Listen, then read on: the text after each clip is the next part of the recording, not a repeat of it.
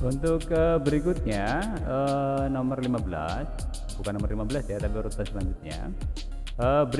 Perhatikan urutan kerja berikut. Cara untuk membuat dokumen baru secara tepat dan berurutan adalah lihat ya prosedur ini ya. Ada klik start, kemudian klik menu file pada menu bar, kemudian klik drop down menu, kemudian klik icon new pada standar toolbar.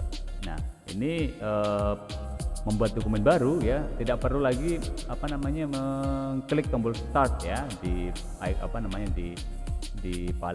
icon paling bawah ya. Jadi nggak perlu, langsung aja kita pilih di programnya, kemudian klik menu file pada menu bar, kemudian klik drop down menu new. Nah, itu sudah membuat dokumen baru. Nah, ini kemudian ada klik icon new pada standar toolbar juga bisa. Nah, ini kan yang ditanyakan nih soal prosedur cara membuat dokumen baru secara tepat dan berurutan. Sebetulnya jawabannya cukup 2 dan 3 saja. Ya, ini nomor 4 tambahan cara lain untuk membuat dokumen baru. Ya, ini jadi jawabannya yang ini ya. Jadi kalau sebetulnya ini pertanyaannya kurang pas ya. Kalau ini mungkin ini saya bisa Oke, ini untuk nomor ini bonus lah ya, karena memang pertanyaannya kurang pas ya dengan jawaban. Ini kesalahan saya juga. Oke, saya minta maaf, tapi yang jelas yang dimaksudkan ini ya, membuat dokumen baru. Oke, kita akan ke pertanyaan selanjutnya. Anak panah yang dibuat pada dokumen bisa disisipkan dengan cara apa? Nah, ini kalau di dokumen ada anak panah begitu ya. Nah, bagaimana cara menyisipkannya? Mengklik icon line pada formatting toolbar, mengklik drawing toolbar, menekan icon arrow pada drawing toolbar, menekan icon arrow pada formatting toolbar.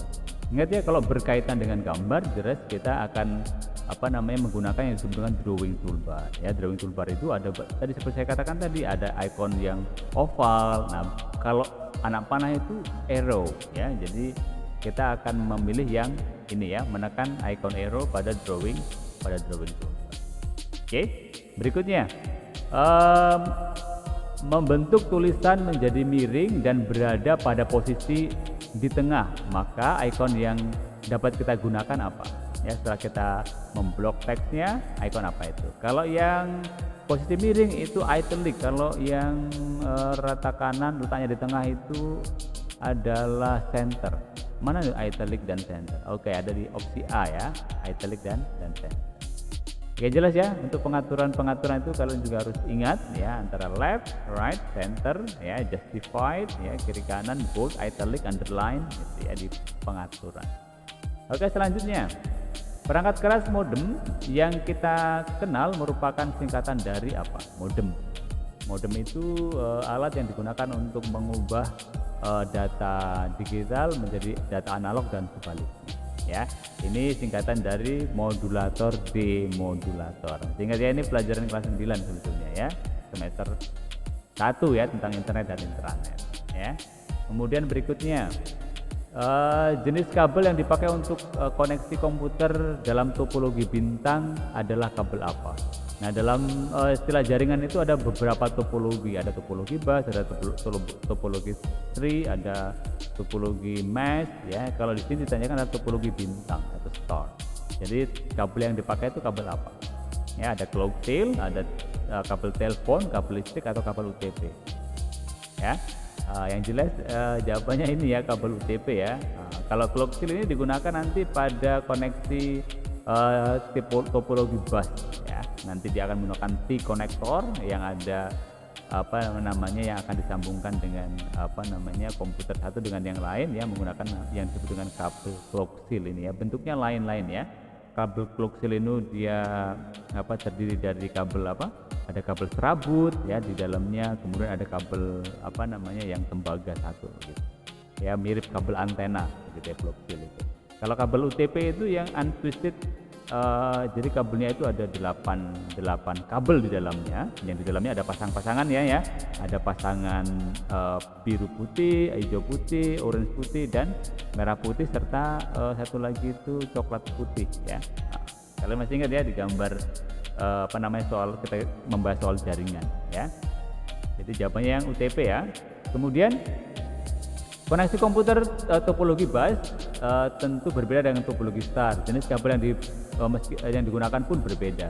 Jenis kabel yang digunakan dalam topologi bus itu apa? Nah, seperti saya sebutkan tadi, ya jelas ya, kabel coaxial ini ya. Nanti ada juga mungkin saya tanyakan konektornya apa. Tadi juga sudah saya sebutkan ya. Oke, selanjutnya. Nah ini, perhatikan gambar di atas. Jenis konektor seperti terlihat di dalam gambar untuk mengkoneksikan komputer topologi apa? Nah ini topologi bus ya. Karena apa, ini yang saya sebut tadi sebagai T-konektor ya. Jadi nanti kalau kita mau menghubungkan komputer satu dan komputer yang lain ya, kalau membutuhkan konektor kita memakai ini ya untuk topologi bus ya. Oke, selanjutnya untuk mengkoneksikan komputer dengan topologi star dibutuhkan kabel konektor yang disebut dengan RJ45 ya, seperti ditunjukkan pada gambar. Nah ini RJ45 yang mana ya? Yang ini tadi T-konektor ya, ini jelas bukan ya. Nah ini ya, ini ya, gambar konektor RJ45. Nanti di sini akan ada kabel UTP ya yang dipasangkan di sini ya.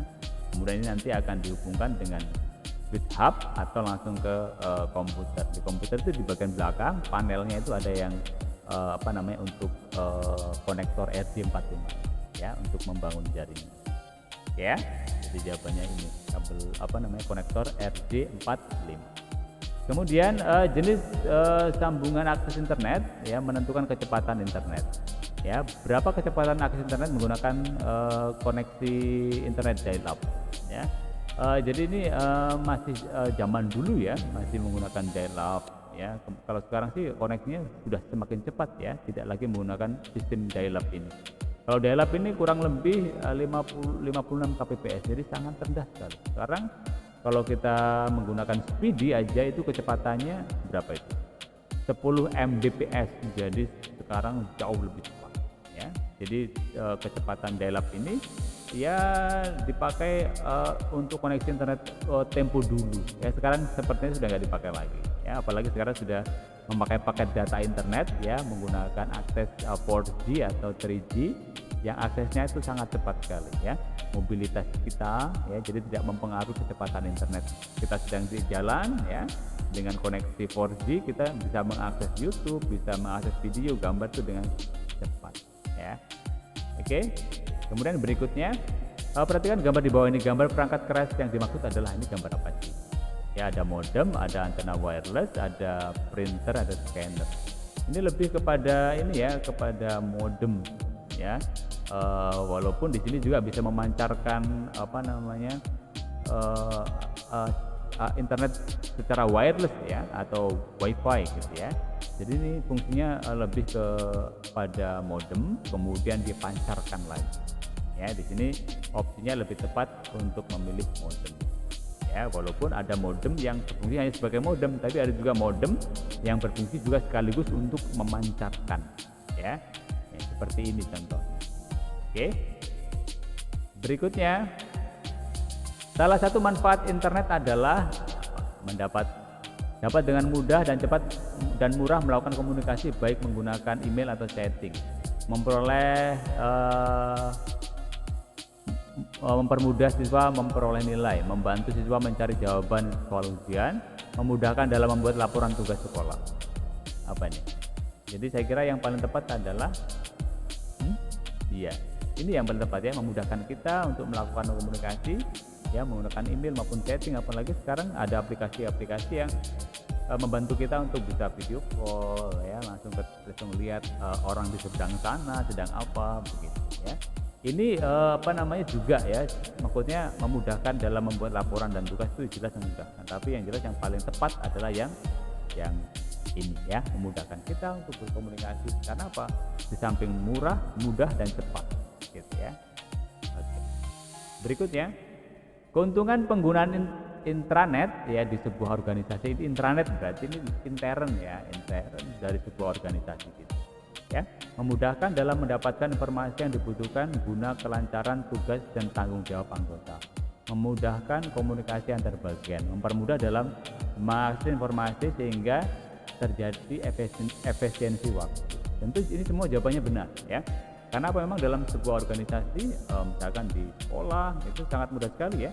Misalkan kepala sekolah akan mengakses komputer di TU atau di ruang guru begitu ya, sehingga komunikasi ya antar bagian, apalagi di perusahaan-perusahaan ya yang banyak bagian-bagian ya, kemudian memudahkan jelas untuk mengakses informasi dan efisien. Kita nggak perlu lagi datang ke ruangan tertentu untuk meminta data, tinggal aja datanya diakses langsung gitu ya dari komputer begitu ya. Jadi semua jawaban ini berkaitan dengan intranet ya.